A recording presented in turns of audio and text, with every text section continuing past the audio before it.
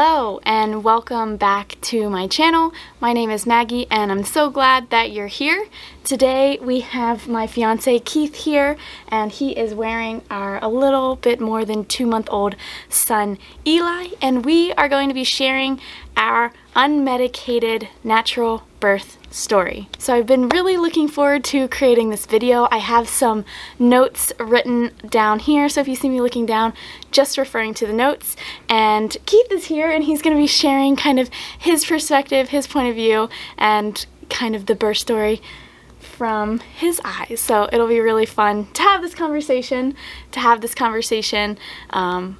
to look back on, but also to share it with you guys. So just to give you a little bit of context, my due date was October 30th, 2021. So that's the due date that the birth center had that we were kind of going off of.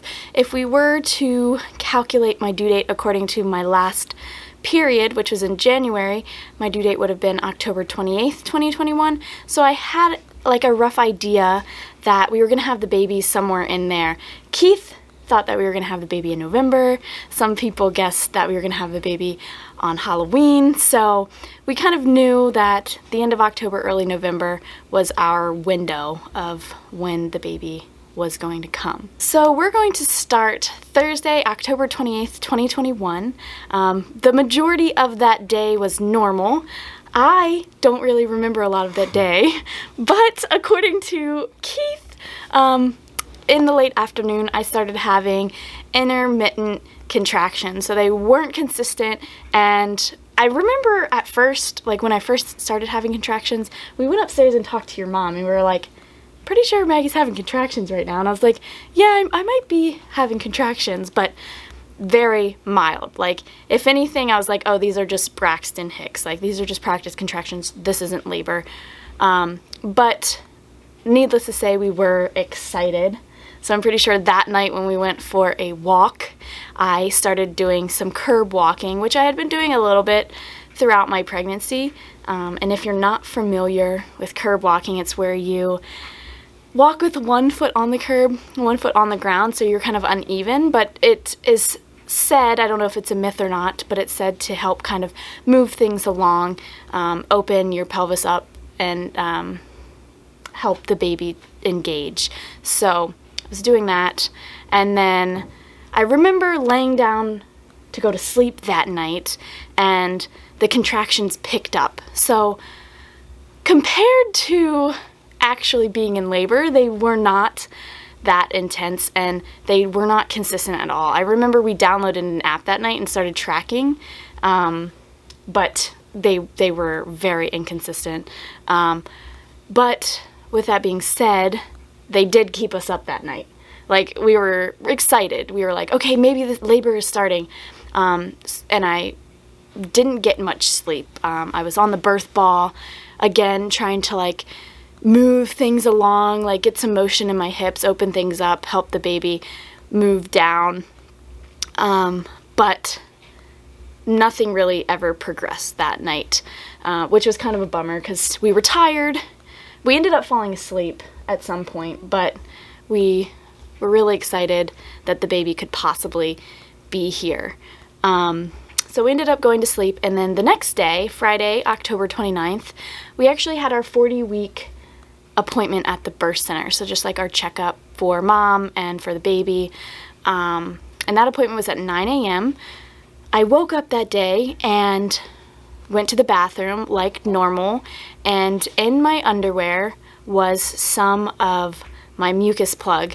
And if you're not familiar with a mucus plug, it's kind of what holds the cervix closed, and it will come out typically around labor. They say it can come out weeks before you go into labor and kind of reform and fall out again. So I just had a little bit of that in my underwear, but I was super excited. I was like, oh my goodness, this is coming out. Like, I could possibly be going into labor. Plus I had contractions the night before, so I was kind of piecing things together and just getting really excited.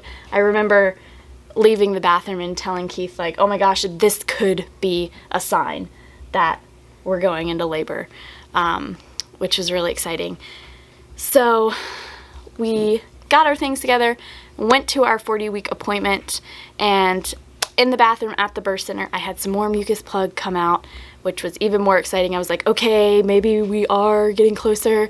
And then I was let down a little bit by the actual appointment. So we go in and we go talk to the midwife, and of course, she checks on me to make sure that I'm still super healthy, checks on the baby to make sure the baby is really healthy.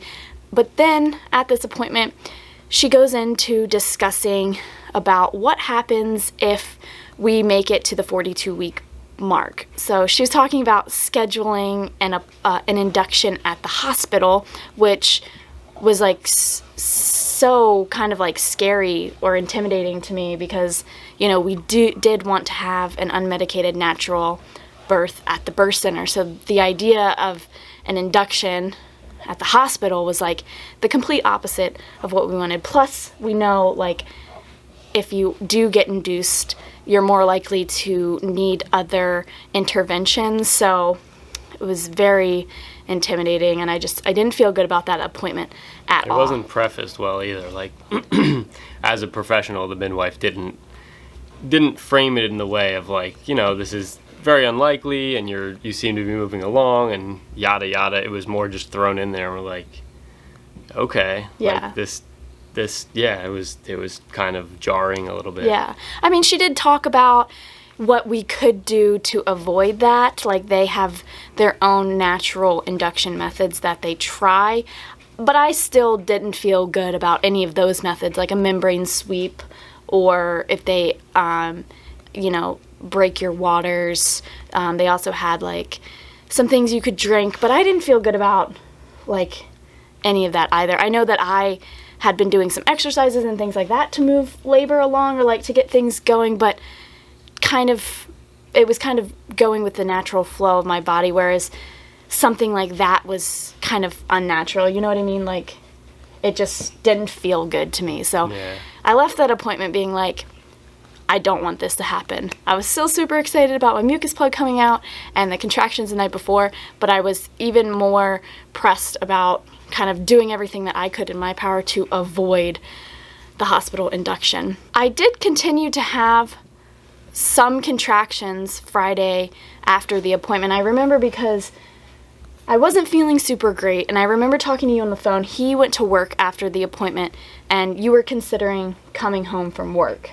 But I ended up laying down that afternoon, and the contractions just kind of went away. And I was a little upset. I remember talking to you and being like, nothing's happening anymore. You know, I don't know what to do. But after I laid down, I did discover something called the Mile Circuit on YouTube, which that was the start of it. It apparently is a natural way to induce labor, or to get labor started, and it's 4 exercises that you do consecutively for a certain amount of time. And I remember finding it and not wanting to do it without you being home, because I was like, what if I go into labor and Keith's not here? I didn't know it was going to happen, so I just continued to do exercises on the birth ball. So I was kind of doing circles on the birth ball, which helps kind of open up your pelvis and engage the baby. And I do remember that day too, like looking at my belly, and my belly had dropped, remember? Like, I was like, oh my gosh, like I think my belly is a lot lower. So between Thursday and Friday, I had pictures on my phone, and my belly, you can actually see the baby had kind of dropped or like moved down, which was really exciting to see. So I kind of did my little exercises that day, and then when Keith got home, I was like, hey, I found this thing on YouTube, I want to try it. And I remember doing it like 2 or 3 times, maybe not entirely, but I did the exercises a lot that night. And then we go to lay down to go to bed that night, and I started having contractions again, and they were still kind of inconsistent, but they were stronger. I remember Friday night they were a lot stronger than Thursday night, because I definitely didn't sleep as much, and I needed to do more to kind of get through them. Like, I remember I was definitely sitting on the birth ball a lot more, or I needed to like actually get out of bed or like change position in bed. But at this point, Keith had actually started kind of coaching me, so we were kind of practicing through the contractions. Like, you were talking through them with me and kind of helping me breathe and stay relaxed and things like that. Just because we kind of studied the Bradley method as the method of labor for us, which is husband coached, and it's all about, you know, the husband kind of helping the woman relax and helping the woman get through labor, like helping her kind of get her mind out of the way and just be able to relax fully. So even if this wasn't real labor at this point, it was nice to just have the contractions and be able to kind of practice like what we were going to do when they were really coming. We didn't know it at that point. We thought it was really, we thought it was really labor. But yeah, and we did track these contractions on an app. And do you remember how far apart they were Friday night? They were probably like 7 or 8 minutes apart. Yeah, I think they fluctuated between like 7, 8, and then 15. Yeah. So very inconsistent. And I definitely would say they were not progressing at all. So I was just having contractions, which if you aren't familiar, this would be considered like early labor. So early labor can last anywhere from a couple days to like weeks.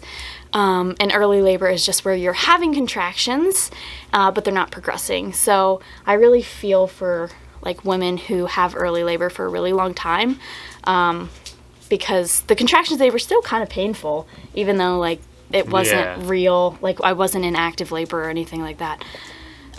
So Friday night, again, we didn't sleep super well. I may have taken some hot showers in the middle of the night. But we got through it. We probably went to bed around 2 a.m. and woke up the next day. And I'm pretty sure the contractions stopped again when I woke up. Yeah. Do you remember Saturday? Sounds about right. Because I think we went to the farmer's market that Saturday, and we were kind of just doing things as normal, you know. Saturday would have been October 30th, so that would have been technically the due date. Yeah, we just did things like normal that day. We did a lot of walking, a lot of curb walking, because I was like, we're going to do everything we can to get this baby out. So we did curb walking.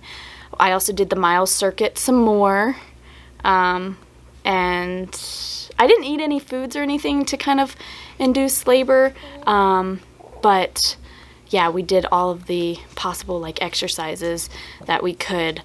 And then little did we know, but that night we laid down and the contractions started again. And they were probably the same intensity, I'd say, as Friday night. I think maybe even before, like, early evening, we might have started to have some, because we watched a movie while you were having contractions. We were watching a movie. We did, What movie did we watch? We laid down when we were watching the movie, and we were watching Definitely Maybe, which is my favorite movie. But they say when you lay down, it can kind of intensify your contractions. So that was definitely happening to me. And yeah, so early evening, the contractions started. They were probably the same intensity as Friday night. And then when we ended up laying down to actually go to sleep, or no, I decided that we needed to go to sleep. We needed to turn the movie off. The contractions were getting too intense. We needed to just try to go to sleep. So we tried to go to sleep, but that didn't work. And we were tracking the contractions this time. It was probably around 10 p.m., 11 p.m., and they definitely felt like the baby is stirring just a little bit. Go with it. The contractions were definitely feeling like they were getting a little bit more intense. So I remember being up and down in bed to the birth ball. And then we also started to run a bath. So they were pretty intense at that point. Yeah, they were pretty intense. I mean, at least maybe not compared to what you ended up experiencing, but we were like, okay, this is different. Yeah, I could still talk through the contractions. I definitely needed to focus a little bit more, but they definitely kind of were like, oh my gosh, I'm having a contraction. And I feel like they were lasting a little bit longer at this point. So I spent a lot of time in the bathtub, and this was probably midnight, 1 o'clock-ish, where I was in the bathtub. And mind you, we had been up like every night for the past couple of days, so we were pretty tired. Yeah, we were exhausted. Keith was like exhausted. Well, you probably were even more, but I was. Yeah. I mean, I felt bad because you had been up more than I had, and you were actually going through labor. But yeah, I was exhausted. We ended up probably around 1 or 2 calling the birth center to just be like, hey, pretty sure I'm having contractions, pretty sure I'm in labor. And they like to sit with you on the phone to kind of hear you go through a contraction. And the midwife was kind of like, no, like, I don't think you should come yet. Well, we had actually earlier that evening called because you had been having contractions Friday and Saturday, and we're told, like, you know, this could happen, it might go away altogether, and if it does, you might have to come in and we put you under morphine to go get to some sleep. sleep. So this is like Saturday Yeah. early evening or whatever, and we're like, all right, well, that's, I mean, for me, that was like troubling to hear that could be a possibility. But then once we get here, the second time we called. Yeah, she was so kind of like, oh yeah, they told me that you called, you know, just try to get some rest if possible. If not, and they said the same thing. They were like, if not, you can come in and we can give you some morphine to get some rest. So the contractions definitely weren't going away. They were definitely getting more intense when I laid down. But at this point, I'm pretty sure I told Keith, like, hey, like, I was like, we're going to stop tracking them because it was pissing me off. Like, I was like, they're not progressing. I don't want to see how far apart they are, how long they are. I don't want to see any of it. I was like, you just go to sleep. I'll try to get some sleep. We'll be fine. So he falls asleep and I'm here, like, having contractions, you know. Didn't you take a bath at that point? I did, yeah. So I couldn't lay down. Like, I couldn't stay laying down. I had to move or do something through contraction. So I would lay down, have a contraction, and be like, okay, I need to go to the bathtub. So I just filled the bathtub up with hot water and left it. And I would just, like, get in the bathtub for a contraction, and then I'd get out of the bathtub and try to go lay down. And then I'd go in the bathtub, and then I'd get up and try to go lay down. And I was doing that for probably, like, an hour and a half. Like, I think I woke you up around, like, 3:30. Would you say? Whenever you woke me up, it was like it had happened. Yeah, so I woke him up around 3:30 because I was like, I can't do it anymore. Well, by not myself. even like, but I went to sleep where you were frustrated that it wasn't happening. Yeah. And you woke me up with, like, I'm to the point where I'm having trouble even bearing this because it's getting so intense. So at this point, when I woke him up, like, when I would have contractions, I'd have to, like, brace myself, and I definitely could not talk through the contractions. I remember as soon as I saw, she woke me up and then had a contraction on the birth ball, and I was like, okay, we're calling the midwife again. Yeah, he was like, yeah, we're going to call the midwife, and I was like, no, I don't want to call them. They're going to tell me that it's not happening. So I had a contraction, and then he was like, I'm going to start tracking them. So he started tracking them on the app, and I had a contraction, and then I had another contraction, and then I had another. And they were all within, like, 3 minutes and 45 seconds, 5 minutes, 4 minutes, 4 minutes, 3 minutes, like. Yeah, and they tell you that you're in active labor when, like, you're having contractions that are 4 minutes apart, 4 minute long for at least an hour. So I had, like, 5 contractions that met that criteria. And I was like, no, we can't call. It has to be like this for an hour. But if we waited an hour, like, it would not have been good. We called. So we called the birth center.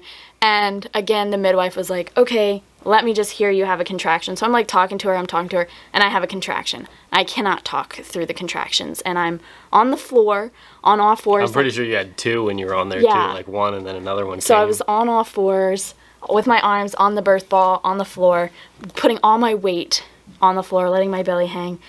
Yeah, and so I had a contraction, and she was like, okay, like, you could probably make your way to the birth center. And then I had another contraction, and she was like, if you want to get here kind of soon. Yeah. And I was like, how long do we have? She was like, 30 minutes to an hour. So we were like, okay, 30 minutes to an hour.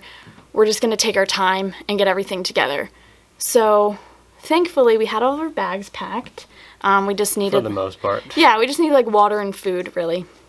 So in that 30 minutes, my contractions were so intense. I don't think I moved from the birth ball. Like, No, I tried to get up and help you do things, but, like, I couldn't. It was, like, a task to put socks on. Yeah. You know, in between contractions, because the contraction would come, and I'd be like, okay, I'm just gonna chill, and then it would stop, and I'd be, like, trying to do stuff, and then another contraction would come, and I just couldn't do things between contractions. There wasn't enough time. So then Keith takes everything out to the car. He's like, I'm gonna take everything out to the car, and then I'll come back to get you. And I remember trying to get out of the house. Like, I had a contraction, and once it Upstairs, stopped, right? well, no, I was like, once it stopped, I was like, let's go. Yeah. Like, let's get out of the house right now. And I just remember going out of the house so quick and getting in the car, and I was not excited for this car ride. We have the road on the way to the birth center has so many potholes, and I was just like kind of dreading it. But we did pretty good in the car. I had some contractions. Yeah, I remember too, you were saying a lot like, can you hurry, like just get us there? And Yeah. one of the main things I remembered from reading the books that we did were like, when you're driving there, you don't speed. Yeah. You don't do anything, like no Yeah. matter what. And it was raining, and I'm just Yeah. like, yeah, we're gonna get there. We're Yeah. almost there. But you're like, can you hurry, like keep going. Yeah. I'm like, yep.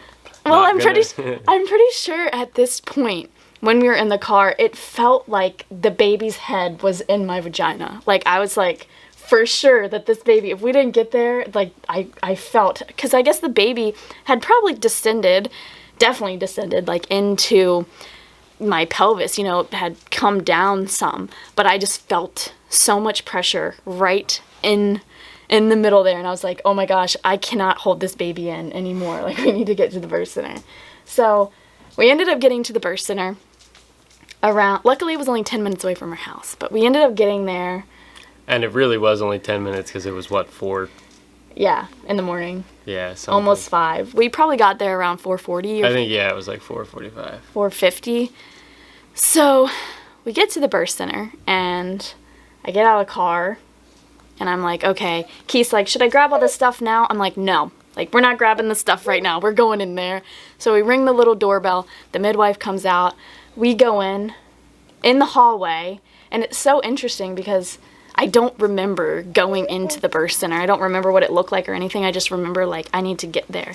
But I do remember in the hallway having a contraction, like needing to lean up against the wall to have a contraction.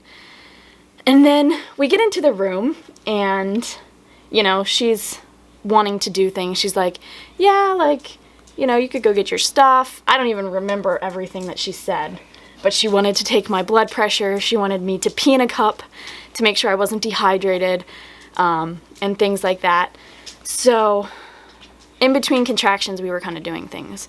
So I remember I peed in a cup, and I was definitely dehydrated. So she said, you can either chug a whole bunch of water, or we can hook you up to IV fluids. So I decided just to take the fluids. I did not feel like chugging a whole bunch of water. The baby sounded good, thankfully. And then I remember she was like, yeah, we can check to see if you're dilated. And I remember laying there, and it was pretty uncomfortable, honestly, like her checking to see how dilated I was. But she checked, and she was like, yeah, you are 8 centimeters dilated. And I remember, like, grabbing her hand and being like, oh my God. She was like, that was intense. Yeah, she was like, yeah. Very celebratory. Yeah, she was like, yeah, you've been doing it. And I'm like, oh my God, like, we're having this baby. Yeah. It was very validating too, because even from my perspective, like, I had seen you or had been seeing you work really hard, and like it was really intense, and it was possible that we get there and they say like, well, you're like 3 centimeters whatever, dilated. yeah, whatever number, like that's insignificant. When she said that though, it was like, oh, like that just makes it all feel like we're here. We're Definitely. like we're getting there. And I forgot to mention that on the way to the birth center, I guess I had leaked a little bit, and I wasn't sure if I like peed my pants a little bit or if some of my, like if my water had broke a little bit.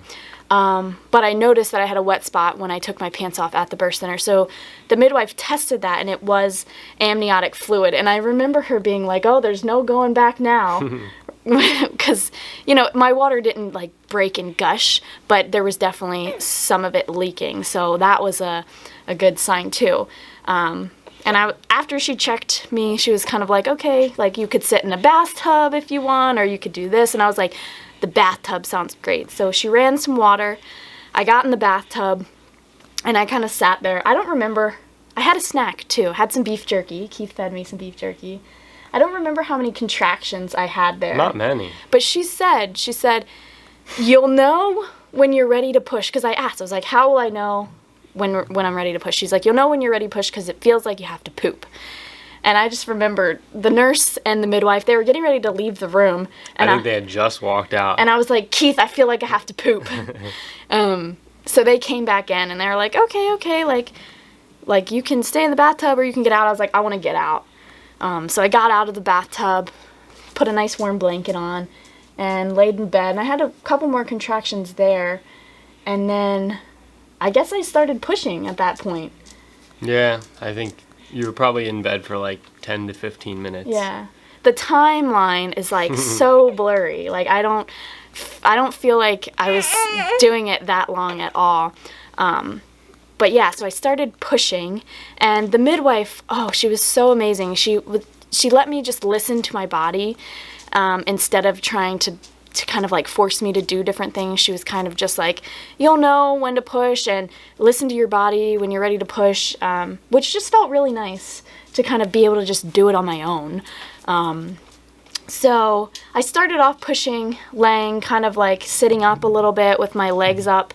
But that I don't feel like was I didn't feel like it was moving things along that well. So I wanted to be back on all fours with the birth ball. So I got on all fours, and I feel like that's when things started like really moving along, like the contractions. Like I feel like I definitely started screaming as I was pushing because it was really intense, the pushing was, and I just knew that everything was bringing me closer to our baby. And the midwife was so reassuring and just kept telling me that I was doing such a good job and that like my pushes were good, and that was really nice I remember at that point hear. too, I was like, it was so intense that I was almost like in tears in between or like during each contraction, like trying to tell you that you were doing good. Yeah. I was like Yeah. It was so intense. I was so emotional that I was like, you're doing so good. And I was like halfway in tears. Because I was definitely like screaming through the contractions. And I never thought that I was going to be that person. I was like, I don't want people to hear me or whatever. But when you're in labor, you don't think about anything. You're just like, I need to do whatever I need to do to get through this. And for me, I was just very vocal. But it felt good in the moment. So I probably pushed for, I don't know, maybe an hour. But I remember getting... I don't even know if it was that long. Yeah, I remember getting to a point where they said they started to see the baby's head, because essentially like each push is bringing the baby closer and closer, but after you stop pushing, the baby kind of pulls back a little bit. So they were seeing the head, and then I remember pushing once, and Adva, the midwife, she said, you could reach down and feel your baby's head. And I was like, oh my God, like, am I going to reach down and feel the baby's head right now? But I did. I reached down and I felt the baby's head, and the baby's head was definitely there. And at this point, I kind of felt like the ring of fire, or like when the baby starts to crown. Like at that point, thinking in my head, I never had a thought like, oh, I can't do this anymore. But I remember saying like, this is never going to end. And I remember in my head thinking like on this next push, I am going to get this baby out of me. And I just remember I pushed once and I felt like my water had kind of like exploded. Mm-hmm. And then I pushed again and the baby came out. Well, if we back up like a couple pushes too, the midwife got all of her gear on. She and did. The nurse said to us like, when she doesn't put her gear on for nothing, like she put on her whatever coat and gloves and all. And I was just like, oh my gosh, like that, this baby is coming. She also had me come around at one point, but like, you can come around and see the head. And I think when that happened, it was like I came back to you, and we had discussed prior to like that you know, that I was going to catch the baby, but like also if in the moment it didn't make sense that if I needed him. Yeah. And so every contraction I had been there like holding your hand. Yeah, like up at the top of the bed holding my hand. Where you just left off that like the baby came during that contraction. Everyone I had been holding your hand, you let go of me. Like, I don't even think you were thinking about it. You let go. And I was like, all right. And I like dipped behind and then. And he caught the baby coming out. And we have pictures of it, which is like so incredible. But yeah, so Keith caught the baby. And then in that moment, because we didn't find out the sex of our baby, we wanted it to be a surprise. And in that moment, Keith caught the baby and he was like, oh my God, Maggie, it's a boy. Well, it took me a minute. Like, I was stunned I was really stunned for a second, but I had him in my hands and I was looking. And then it came to me like, oh, you haven't even said, Maggie, it's a boy. Yeah, and then the nurse, so it was actually like shift change at this time. So we had a new nurse than the nurse we started out with, but. Same midwife, but the nurse, she was like, okay, like turn around so you can meet the baby. And I just remember like turning around and like the baby, Eli. I think we wound up handing him under like. Oh, really? Yeah. I don't remember. I just remember. They helped me hand him under your legs.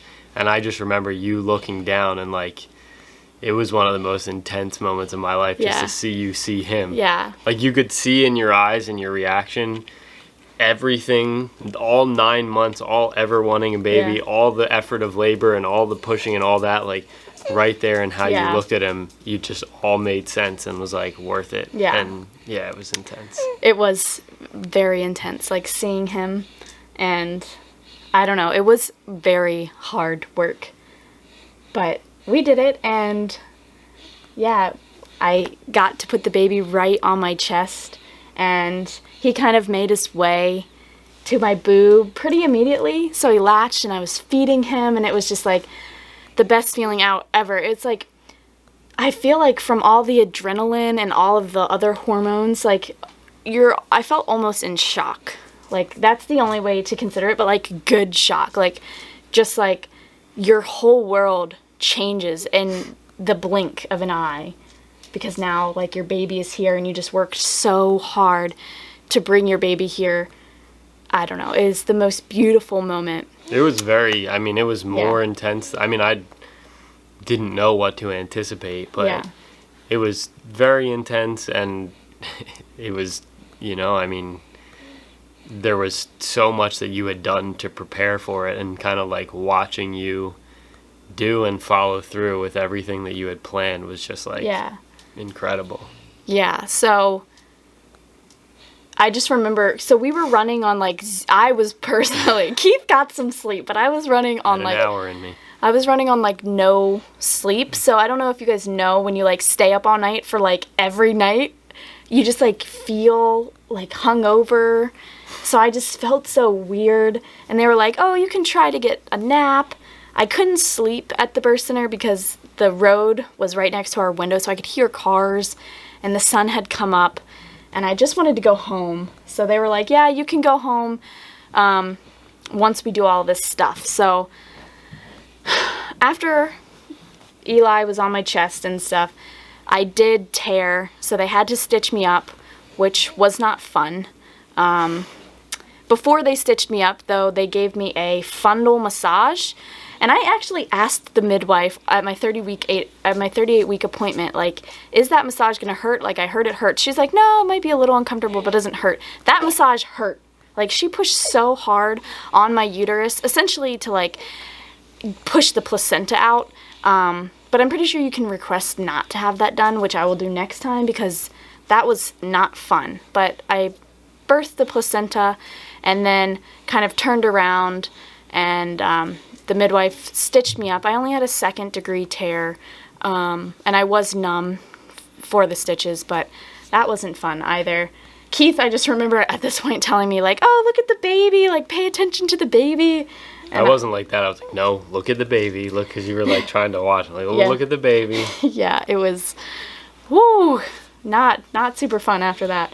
Once I was all stitched up, though, I got to lay there and hold him, which was really nice.